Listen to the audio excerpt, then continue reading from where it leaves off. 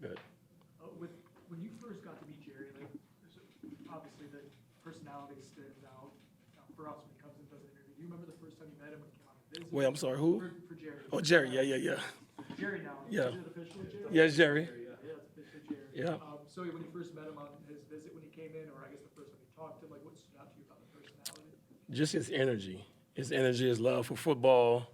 When he came on his visit, only thing he wanted to do was talk football. He didn't worry about his living arrangements, where he was going to stay. He knew he wanted to lock into this year, and he's been such a pleasant addition to our room, man. He brings that fire. He's the leader of the secondary. He's only been here, a couple of months. The guys love him. They feed off his energy, and he's a playmaker. He's a playmaker. He studies the game. He's cerebral. Just a tremendous guy, man, and I'm glad we have him. How impressive is it that in that short period of time he's captivated the attention of his teammates like that? Yeah, it's rare. It's rare because some guys just try to, feel their way through it and not knowing how a teammate's going to react. But he came in from day one, man, with his energy. I think it's infectious.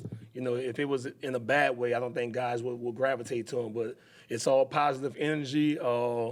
And, like I said, he's a playmaker. It'll be one thing if he's out there not doing his job and not making plays, but he brings the energy and he makes plays, so guys respect that.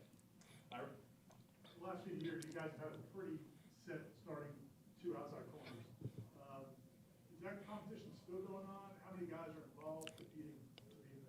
Yeah, it's a competition every day. The ebbs and flows of this game, man. You know how it go. One day you're up, one day you're down. So we're gonna go with the most consistent guy. And we have guys who played some ball, but we only have a combined 8 starts in the secondary room. So it's an opportunity for guys. And we halfway through camp. Some jobs are still open, and we got guys belling. I think Jerry's a guy who's been the most consistent. But we have guys like Jabril Rawls, Quindarius Jones, Shamar, who's been doing a hell of a job for a freshman. He's been making plays, man, and he's really maturing. And he may find himself, in the lineup. But it's still a work in progress. Also got Charles Lester and Kai Bates. So I think we have some depth at that position. Guys just got to keep working and keep improving every day. Chris, you brought up a couple of the second-year guys, Lester, for example. What have those guys done to take a leap, and what do they have to do to set themselves apart? Yeah, just be more consistent.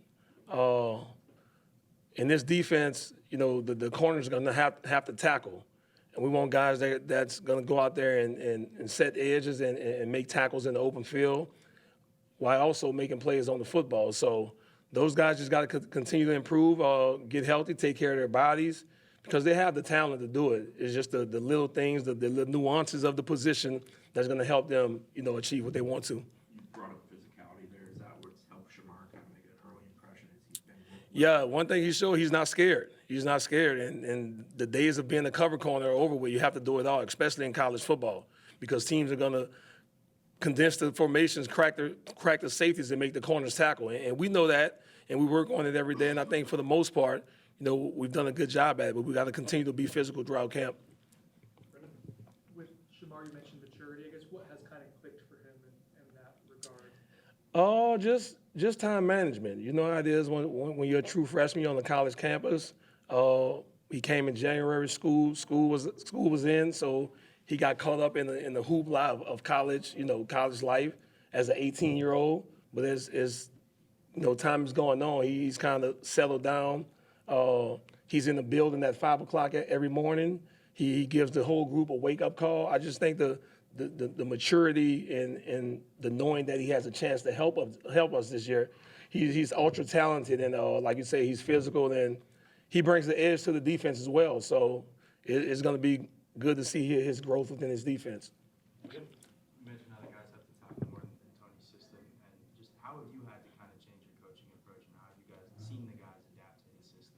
Yeah, just coming from the previous system with Adam Fuller, we were 85% press man. I think in Coach White's system, it gives us the freedom to see ball, get ball. Play off coverage, be able to jump routes, just having vision on the quarterback, which in going to enable us to make more plays on the ball. So it's a combination of a lot of things. You know, he's thrown a lot of things at the kids, and I think they picked it up well. The thing I'm impressed with is, you know, we're not having many mental errors in the back end. You know how it is, the D-line, you know, going the wrong gap. It's a 10-yard gain. We mess up on the back end, it's a touchdown. And I preach that to those guys every day. So we got to be on point. We have to be elite communicators back there, and for the most part, I think we have. Last one. Shane Brown, where is he at right now in camp for you guys and your plans that you have? Shy's in the mix. We know that Shy is a guy who's played a lot of football in his career, and he has to continue to get better. You know, even though he is a senior, he knows there's some young guys that's in there who's been doing a good job. So it's still a competition. I don't think any jobs have been won yet, and I think that's how you got to look at it, especially in Shy's position. Just got to keep pushing and getting better every day. At that position, it sounds like the coach, everybody's been talking about KJ a lot, and Ashland, and have you seen those guys just settle into this scheme? Do they seem comfortable in what this scheme? I think so, and you know, they have versatility. I think they can play all three positions, all three safety positions, and you know, they're competing against each other.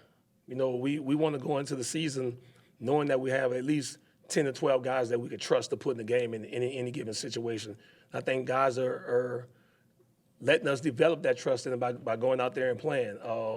Like I said, it's great competition. Iron sharpens iron, and you know they're good friends off the field, and you know they're competing against each other. So that's what you want in camp. You touched on Coach White's scheme a little bit. I'm curious for you, like your playing days or any other prior coaching stops. Have you ever been in a scheme that quite presents that uniquely with the three high safeties or anything close to it? Yeah, well, this is the first time I've been in that scheme. Obviously, you know, with 5 DBs, 4-2-5, so you can call it the free safety, you can call it the nickel, what have you. But you know, for most of my career, I've played with 5 DBs on the field at all times. So Coach White's defense is a little bit different because those guys could come from anywhere, and the way we exchange motions and everything is pretty unique. You know, when I was here the last couple of years, we ran with all the motions, but now we can exchange motions because those guys are pretty much interchangeable. So I think it's good, man. He does a tremendous job of mixing up the fronts along with the coverages,